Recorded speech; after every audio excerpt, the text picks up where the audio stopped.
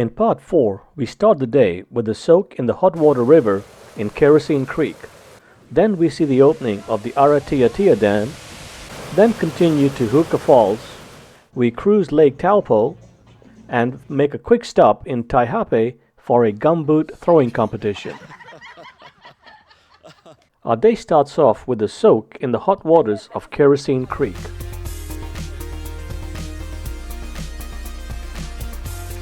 The water temperature at Kerosene Creek varies, but is normally between 35 and 38 degrees Celsius. If there has been heavy rainfall, the water levels will be higher, and this can cool the water temperature down. This is the main waterfall that everyone tries to get under. And here you can see our group getting ready to go soak in the hot waters of this river. Here is everyone having a good time in the river.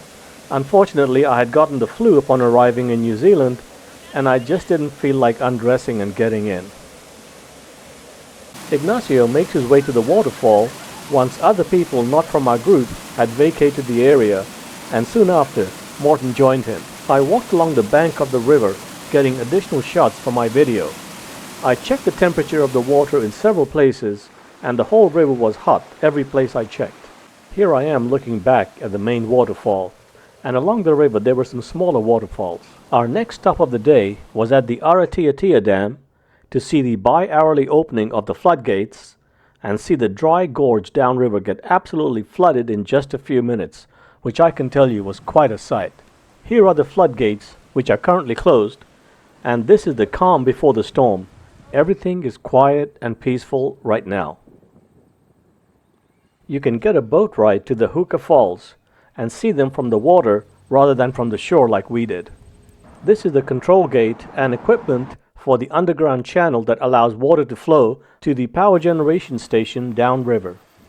This is the pool in front of the floodgates, and you can see how calm the water is. When the gates open, this area will turn into a churning pool of aerated water, violently flowing in every direction until it can find an outlet. This is a view on the other side of the bridge, also showing the calm waters gently flowing downstream.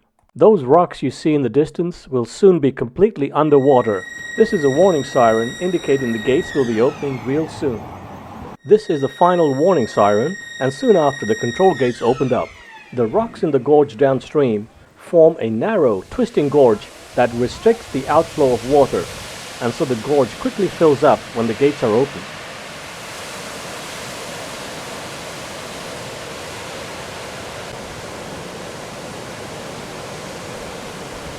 The calm, tranquil pool in front of the floodgates is now an angry pool of churning, aerated water. This is a view from the other side of the bridge. Even here you can see the once calm pool has dramatically changed. Keep an eye on those rocks in the distance. Very soon, you won't be able to see them due to the tremendous amount of water that fills the gorge. As you can see, this area is filling up faster than it can drain out due to the narrow, twisting outlet into the gorge downstream.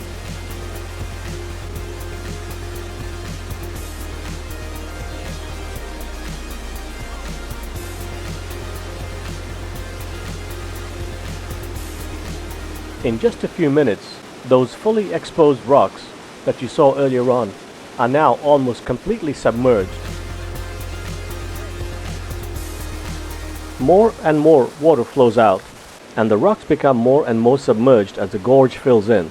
This is the spectacle that people come here to see, and I can tell you it's quite a sight to see a dry gorge become completely flooded in a matter of minutes.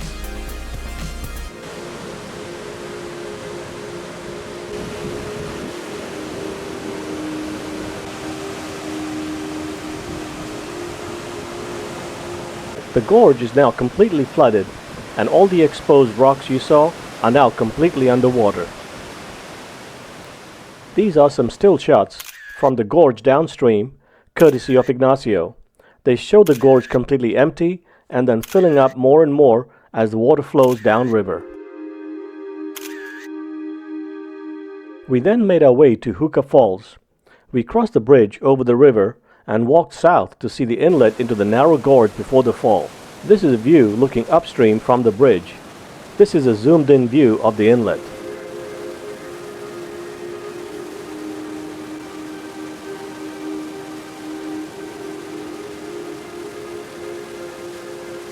This view is looking downstream towards the outlet, which is the Huka Falls.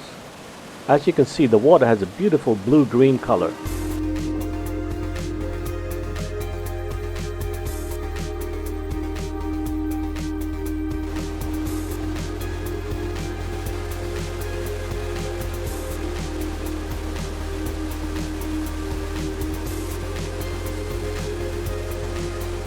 This is Huka Falls from the east side. The falls look more spectacular from the west side. The volume of water flowing over the falls is about 220 cubic meters per second. This equates to about 58,000 gallons per second.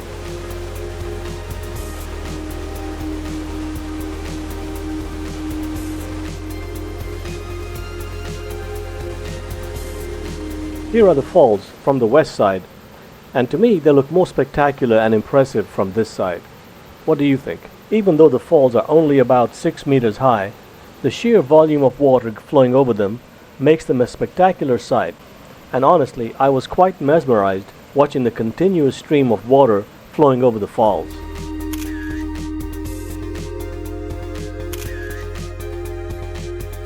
We then made our way to the lakeside town of Taupo for a 2-night stay. After getting checked in and unpacked, we made our way to the marina for a sunset cruise on Lake Taupo.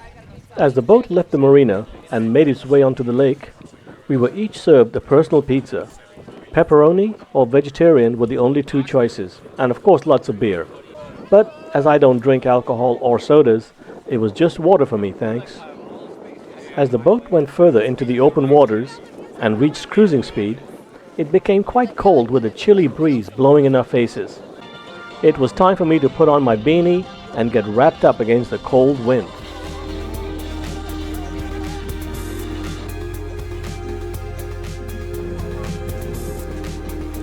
This boat had an inboard engine as well as sails, and as we were currently sailing into the wind, the boat was being propelled by the engine.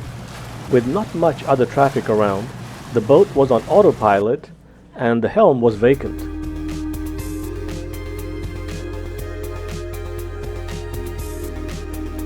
As we got closer to the main point of interest, the captain took manual control of the boat. The Maori rock carvings are located in an area called Mine Bay and stand an impressive 14 meters high. While the carvings look like they might have been in place for centuries, they were in fact carved in the 1970s by Matahi Wakataka Brightwell.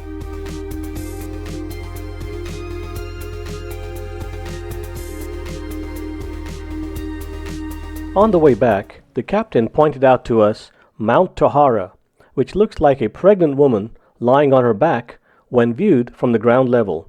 Some of the people from our group actually climbed the mountain all the way to the top and said it was really strenuous and really hot when they got to the top.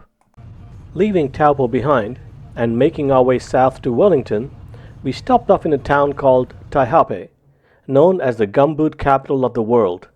There are a few folklore stories about how this town got its name. We stopped here to have a gumboot throwing competition. Should we all just do it over the head at the same time? Oh, there it is. Farther. Oh, okay, hold on. Okay, ready? 2, 1. There we go. Hey, go! Hey, there we go. Hey.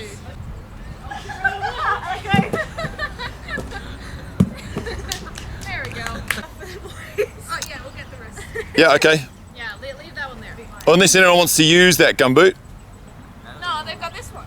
Okay, right. Gorgeous. Like pretty good. Rocky, you gonna have a practice throw, mate? It's okay. This is it. This is it? Rocky, you don't need no practice.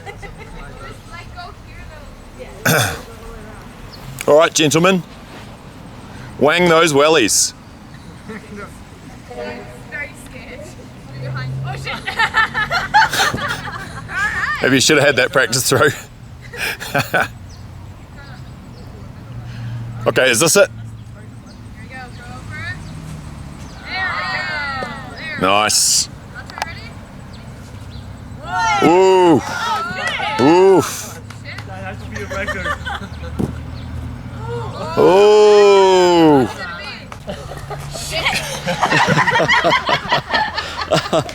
Isn't the spear you hold like this? Yeah. And you gotta shuffle. Spear shot. I got it, yeah. I just made it work. Fucking nice. Real good. After the games, we made our way to Wellington and arrived there late in the evening. We got checked in, and I did some laundry and had a light dinner, and our day came to an end. It was here that Erin, Louisa, and Sam left the tour.